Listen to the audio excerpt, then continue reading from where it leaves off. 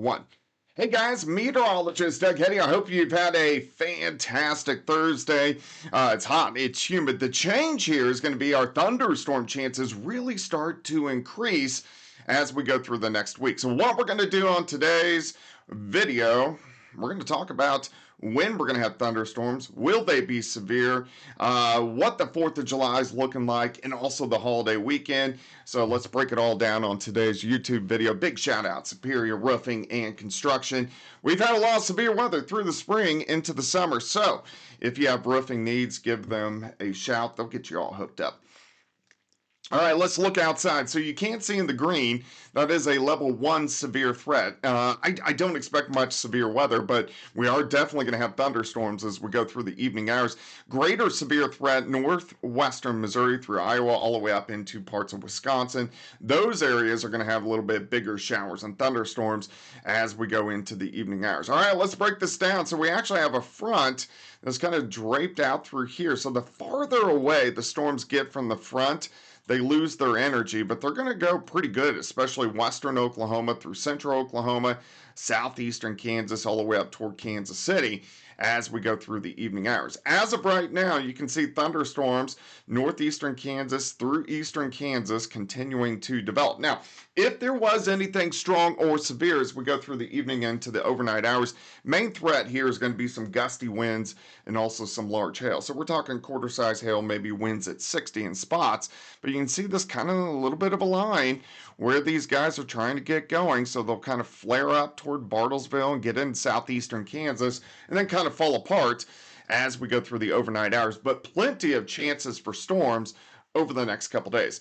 All right, so right about now, you can see those storms eastern Kansas down through central Oklahoma. Notice how they kind of fall apart as we lose the heating of the day. Yes, I do think some storms will get into southeastern Kansas, but once they get close to that state line, they'll most likely start to fall apart. All right, let me take you through the overnight hours. You can see a couple isolated guys trying to pop up. Southeastern Kansas, I really think in southeastern Kansas, Oklahoma, Arkansas, and Missouri, the better threat for thunderstorms will be on Friday. Let me show you what's going on. So we still have this little upper level wave kind of pushing through, and thunderstorms will kind of try to flare up mid to late morning. So look at this, and some of these could be strong, maybe a random low grade severe storm. The main threat here would be some large hail. But look at these storms. This will keep our temperatures down a little bit on Friday. Now, of course, it's sunny, it heats up Kansas through Oklahoma City, but look at this complex kind of driving through showers, thunderstorms. Here's the noon hour on your Friday. I want to take you into Friday evening. If you're heading to the lakes Friday evening, creeks, streams, camping, or whatever you are doing, that is going to be, of course, a threat for you as we head into the weekend. So here's 3 p.m.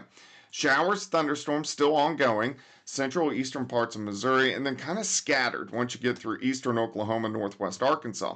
Notice how they try to flare back up out across central Kansas on Friday night. But I think once that batch of thunderstorms roll through midday on Friday, things look a lot better as we go into Saturday morning. Let me take you through your weekend. So we start to heat up. I'm going to stop this at 2 p.m. with the heating of the day. We are going to have these hit and miss thunderstorms, isolated, but if you get stuck underneath one of these on Saturday afternoon, you could get some heavy amounts of rain.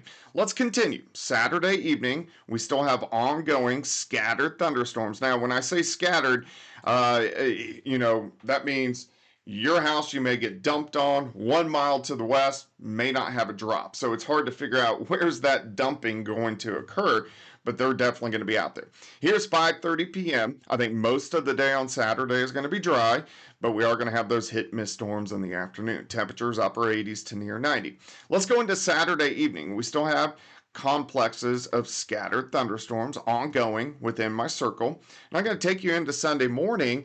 We kind of flare up again. So you can see it's periods of scattered thunderstorms across the region. Let's continue. Let's go into next week, of course, kicking off the week of July. I'll make sure early next week we'll do a very detailed month-long forecast and break down your entire month for you.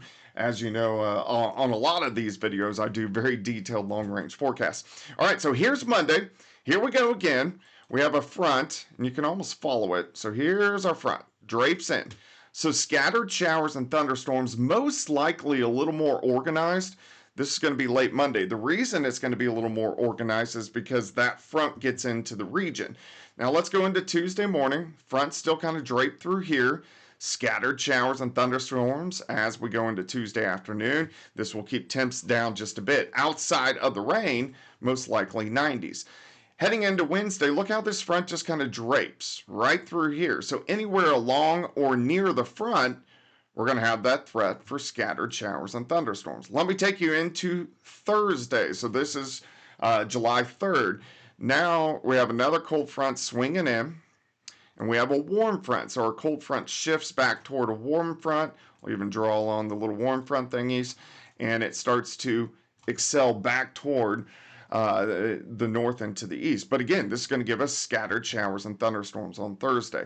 Let me take you into the 4th. Here's our cold front kind of back through here. This is 5 p.m. I'm hoping this doesn't change much over the next 8 days because it would be hot, it would be humid, but not a lot of thunderstorm activity. But heading into Friday evening, I do think we'll have an isolated thunderstorm or two. But overall, right now, I think the 4th of July is looking pretty good. Now, the holiday weekend, of course, the 4th is on a Friday. Everybody gets in it. Well, not everybody. Most people get a nice extended weekend. This is going to be a fantastic weekend to head to the lakes. It's going to be hot, humid, mid 90s for highs. Yes, we're going to have those random pop-up thunderstorms. But overall, I think the 4th of July holiday weekend is going to be good. This is a problem. The lakes are high. Lake of the Ozarks is high. Stockton's high. Grand's high. Beaver's high. Table Rock's high. Bull Shoals is high. And look at this.